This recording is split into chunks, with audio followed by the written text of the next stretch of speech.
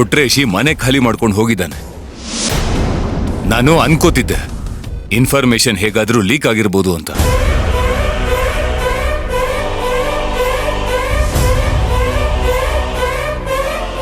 ಅಷ್ಟೊತ್ತಿಗೆ ನೀವಿಬ್ರು ಬಂದ್ರಿ. ಏನ್ ನಿಮ್ಮ ಮಾತಿನ ಅರ್ಥ? ಅವನ್ ಎಸ್ಕೇಪ್ ಆಗೋದಕ್ಕೆ ನೀವೇ ಕಾರಣ.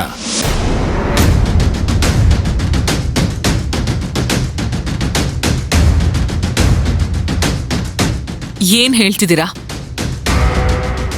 ಸರ್? ಏನ್ ಹೇಳ್ತಿದ್ದೀರಾ? ನಾವು ಬಂದಿದ್ದೆ ಅವನ್ನ ಹಿಡಿಯೋದಕ್ಕೆ.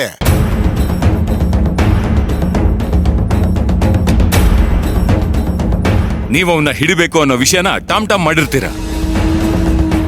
ಇನ್ಫಾರ್ಮೇಶನ್ ಲೀಕ್ ಆಗಿರುತ್ತೆ. ಬಡ್ಡಿ ಮಗ ಎಸ್ಕೇಪ್ ಆಗಿರ್ತಾನೆ.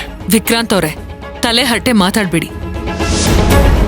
ನಾವ್ಯಾಕ್ ಟಾಮ್ ಟಾಮ್ ಮಾಡ್ಬೇಕು? ಮತ್ತ ಅವನ್ ಹೇಗೆ ಎಸ್ಕೇಪ್ ಆದ?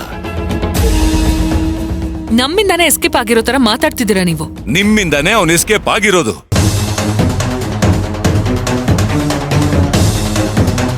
ನಾನ್ ಬರ್ತಾ ಇದ್ದೆ ಅನ್ನೋ ವಿಷಯ ಕೇಳಿದ್ರೆ ಅವನೇ ಎಸ್ಕೇಪ್ ಆಗ್ತಾನೆ? ಲಾಜಿಕೇ ಇಲ್ಲ. ಆದ್ರೆ ನೀವು ಬರ್ತೀರಾ ಅನ್ನೋ ವಿಷಯ ಗೊತ್ತಾಗಿರುತ್ತೆ. ನೀವು ಬಂದ್ರೆ ಸುಮ್ಮನೆ ಬರ್ತೀರಾ? ಪೊಲೀಸರ ಜೊತೆ ಬರ್ತೀರಾ?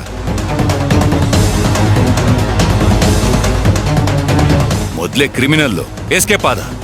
ಇಂಗಳ್ಗಿ ಅವರೇ, ಇನ್ಸ್ಪೆಕ್ಟರ್ಗೆ ಇನ್ಫಾರ್ಮ್ ಮಾಡಿ ಕಂಟ್ರೋಲ್ ರೂಮ್ಗೆ ಇನ್ಫಾರ್ಮ್ ಮಾಡೋದಕ್ಕೆ ಹೇಳಿ. ಕೊಟ್ರೇಶಿ ಯಾವ್ದಾದ್ರು ಟೋಲಲ್ಲಿ ಸಿಕ್ಕಾಕೊಂಡ್ರು ಸಿಕ್ಕಾಕೋತಾನೆ. ಆಯ್ತು ಮೇಡಮ್. ತಪ್ಪಿಸ್ಕೊಂಡು ಹೋಗಕ್ ಬಿಟ್ಟು ಇವಾಗ ಇದೆಲ್ಲ ಬೇಕಾ? ಸಾಕ್ ನಿಲ್ಸಿ ವಿಕ್ರಾಂತ್ ಅವ್ರೆ. ನೋಡಿ, ನೀವು ನನ್ನ ಇನ್ವೆಸ್ಟಿಗೇಷನ್ ಅವಮಾನ ಮಾಡ್ತಿದ್ದೀರಾ. ನಿಮಗೆ ಇನ್ವೆಸ್ಟಿಗೇಷನ್ ಮಾಡಕ್ಕೆ ಬರಲ್ಲ. ಬೋಜ ಸಿಗ್ದ, ಏನು ಮಾಡ್ಲಿಲ್ಲ. ಇವಾಗ ಇವನ್ ಸಿಗ್ತಾನೆ ಅಂತ ಇನ್ಫಾರ್ಮೇಶನ್ ಬಂತು, ಈಗ್ಲೂ ಏನು ಮಾಡಲ್ಲ. ಅನ್ಫಿಟ್ ನೀವು. ವಿಕ್ರಾಂತ್ ಅವ್ರೆ, ಲಿಮಿಟ್ ಮೀರಿ ಮಾತಾಡ್ತಾ ಇದ್ದೀರಾ. ನಾನಲ್ಲ, ನೀವು. ನ್ಯಾಯ ಕೊಡಿಸ್ತೀನಿ ಅಂತ ಹೇಳಿ ಅನ್ಯಾಯ ಮಾಡ್ತಾ ಇದ್ದೀರಾ.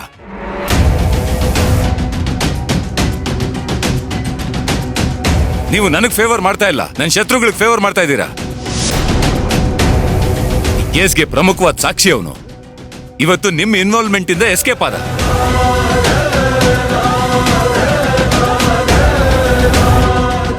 ಸರ್, ಎಂಥ ಸಾಕ್ಷಿನ ಕಳ್ಕೊಂಡ್ಬಿಟ್ಟೆ ನಾನು. ಎಲ್ಲ ನಿಮ್ಮಿಂದ.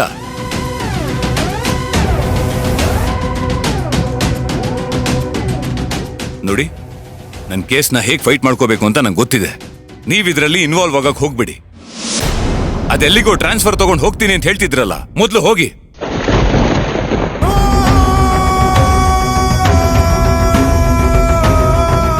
ಕೇಸ್ ದಿಕ್ಕನ್ನ ತಪ್ಸಕ್ ಪ್ರಯತ್ನ ಪಡಕ್ ಹೋಗ್ಬೇಡಿ.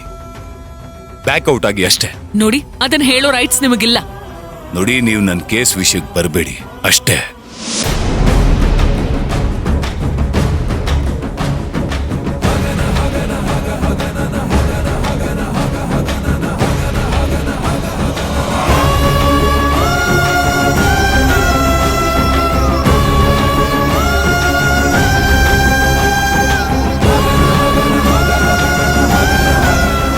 ಏನ್ ಮೇಡಮ್ ಇದು? ಎಲ್ಲ ಉಲ್ಟಾಪಲ್ಟ ಆಗೋಯ್ತು.